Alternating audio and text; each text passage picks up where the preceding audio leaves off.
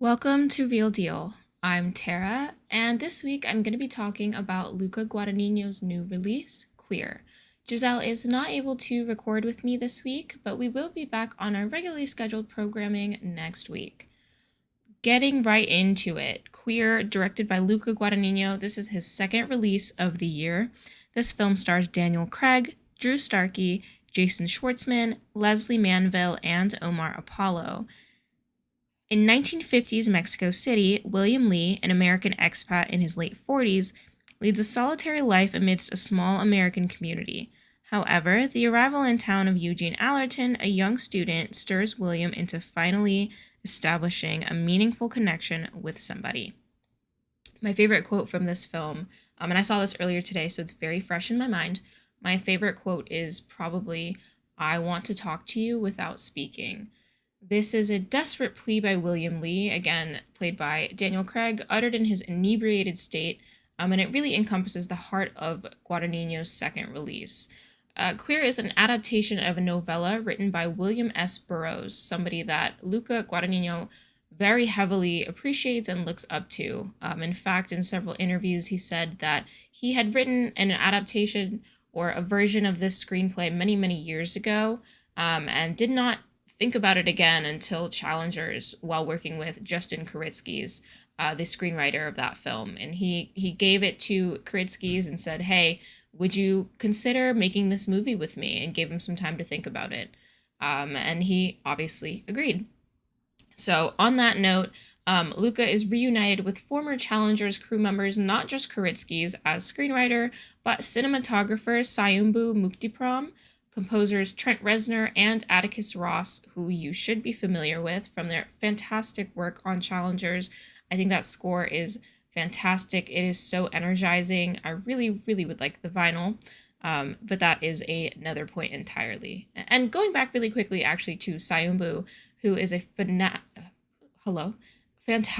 cinematographer. His work on Suspiria and Trap are definitely pieces that I think should be revisited. He has such a dreamlike quality to his work in Queer, and it really takes the film to a different place than Challengers. And I actually want to get into that next. Guadagnino is not new to polarizing filmmaking. I think he found commercial success at new heights with Challengers that really evaded the likes of Suspiria and Bones and All, but Queer takes a slower and queerer pace than its courtside 2024 counterpart. I think it really hurdles audiences into a dreamlike version of 1950s Mexico City, and I think it's bound to confuse some audience members and seduce others. I think if you are only familiar with Guadagnino for Call Me By Your Name, and like I said, Challengers, I think that this is going to be a very different watch for you, especially if you are someone who is not used to surrealist films, and you're not really used to Guadagnino's deviation from, his realist linear storytelling. I think that this might be a little bit difficult. For me, however, I did really enjoy what he does here. There's an immense amount of symbolism in this film, and the third act is deeply surrealist. There's hints of it moving throughout the entire movie, but the third act, it really comes to a head, and it's really reminiscent of media like David Lynch's Twin Peaks, which is something that Guadagnino also said in interviews very deeply inspired him, and Ari Aster's Beau is Afraid, which for me personally, if you guys are fans of the pod, you know that I really hated that movie. I could not get with it. And I am fans of Aster's other work, Midsummer and Hereditary, but Beau is Afraid really just took things to a surrealist place that I could not get with. It was really nonlinear, and that works for some people, but for me, it was 3 hours way too long. Shockingly, I did not feel that way about Queer. At its core, I think that this movie really explores the lens that we go to for misaligned love and sacrificing yourself to kind of sink into someone else and be in their skin, immerse yourself in them, only to kind of be left a shell. Other things of note before I kind of get into spoiler territory about the plot and things that did and maybe didn't work for me. There are some really awesome Nirvana needle drops in this film. There's 3 of them.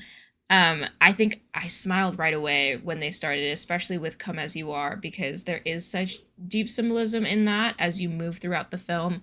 But also, it's just badass. It's fucking Daniel Craig in like the most excellent tailoring. I mean, I'm talking shit that would make a Zara manager just green with envy.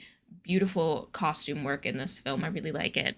Um, Other things that really worked for me, Drew Starkey. Obviously, Daniel Craig, right? That goes without saying. Phenomenal in Bond, and I'm really glad that he's kind of closed that chapter of his career and can move on to being really picky with the things that he's in now. I really love when an actor gets like that. Same with Daniel Radcliffe, Harry Potter, of course. I think it's so cool seeing what he kind of picks and chooses to be in. And it's the same with Daniel Craig, who was really floored by this script and couldn't wait to be a part of it. He's gone on and told Luca, I'll be in whatever you need me to be in. I would love to see them reunite again. But I'm getting distracted from my original part.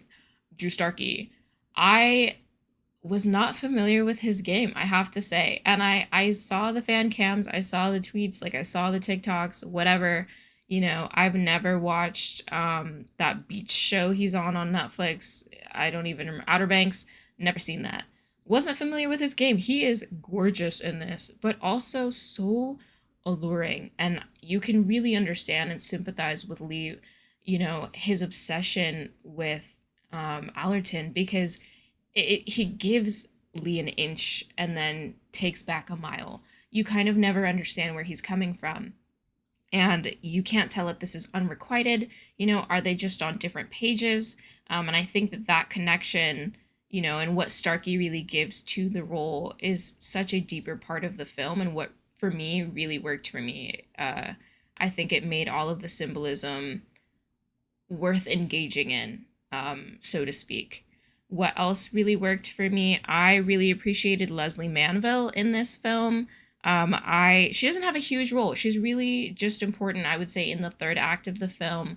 But a lot of things really hinge on her performance as Dr. Cotter. Let me introduce her role a little bit. So let's talk about the plot. You have William Lee, who's living in Mexico City, 1950s Mexico City. He is a writer.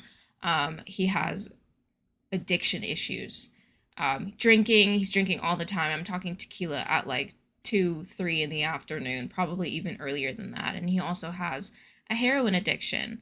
And he's living in this, small gay community where it's not openly acceptable to be gay just yet. It's something that is whispered, and if you know, then you're aware of it, and if you're not, it's kind of something to be ashamed of. And this is something he discusses over dinner with Allerton. And so introducing Allerton, he kind of shows up as this student, and he's alluring because he's a bit mysterious, and like I said, he doesn't really give you a lot to work with, and that's enticing. I think that that's relatable too to people. I think we all have a situationship with someone or a past relationship where they're giving you fucking nothing, and you're like, I'm losing my mind.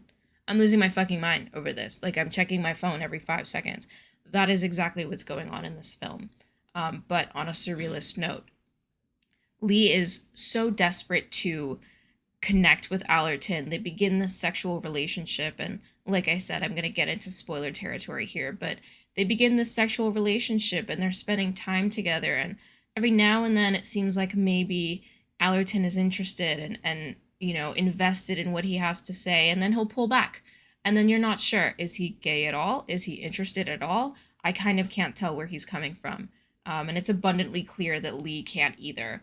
So he begins reading about ayahuasca, and he begins this trip, dedicated towards finding ayahuasca so that he can telepathically communicate with Allerton. And so he's dedicating all this time and energy and money into taking the trip further into South America with Allerton so he can locate this drug so they can communicate with each other. Enter Leslie Manville as Dr. Cotter. They locate her shack in the jungle, and through lots of strife and, addiction issues that Lee is facing on this journey. He's, having withdrawals because he can't find heroin, yada, yada. They go through all that and eventually find Dr. Cotter, who's like, okay, like, I'll help you find the ayahuasca, but you might not be ready for what it's going to show you. you might not be prepared to see that side of yourself, you know. And so these men are warned, so to speak, that they might be looking at themselves in a way that they're uncomfortable with.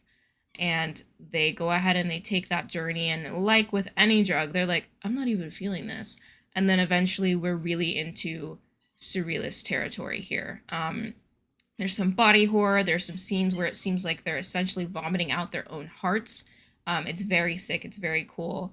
If you're not into like body horror, it's not a lot. It's maybe reminiscent of Love Lies Bleeding. It's not super intense, but it is a little gross and a little bloody. But I thought it was cool and I thought it was effective. You know, these are two men that are essentially vomiting out their insides and, you know, yelling at each other, but they can't hear each other. That's what their whole relationship is.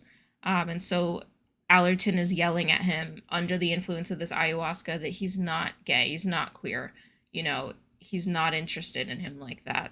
And Lee's like, I know you're not. And you can see on screen Daniel Craig's heartbreak, you know. And so the next morning, Dr. Cotter imbues some advice on Allerton, and she says to him, the door is already open. There's nothing that you can do now except for run from it. But why would you want to do that? Look at how you behaved last night. Look at how you were acting. You want to run from that? The connection that you guys clearly have, you know. And Allerton is completely silent. He's offering nothing, which is not, you know, opposing how he's acting the entire film. But you can tell that he is scared and he's not ready to face that part of himself yet.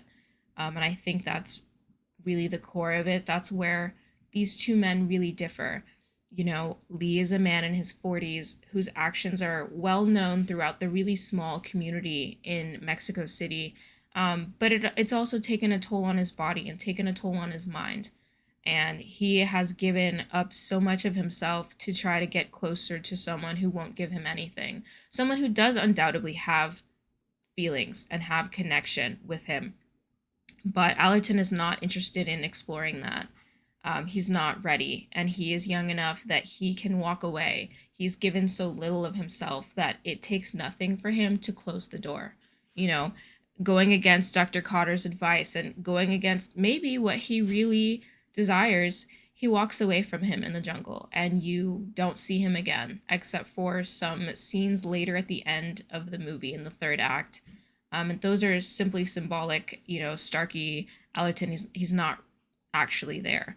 It just symbolizes Lee essentially trying to look back on that chapter of his life and see if he can rewrite it, and he's unable to. So these men exit the jungle, and Lee is faced with his actions and his behavior and the way that he has lived his life, and his inability to connect, inability to fully accept and love himself. While Allerton might face the same things, they'll do it away from each other, and they'll never see each other again and never connect again. So deeply, deeply saddening, but really beautiful, I think, at the same time. And I think that this is absolutely a film that audiences should check out, even if they have a harder time digesting it. I think that that's what art is really all about, is, you know, viewing something challenging and looking at how that makes you feel and the conclusions that you're drawing on your own. So I recommend Queer. I gave it 4 out of 5 stars. I'm a huge fan of Karidsky's, like I said before, and Trent Reznor, Atticus Ross, and I really like Luca Guadagnino and his stories and films, and notations on longing and loneliness and yearning and the gay experience. So hopefully I can get Jazz to disclose her thoughts on this film next week before we dive into the next set of movies that we're going to be watching together. As always, I really appreciate you guys listening to this solo episode and for supporting the pod in general. And we hope to have more for you next week. Thank you.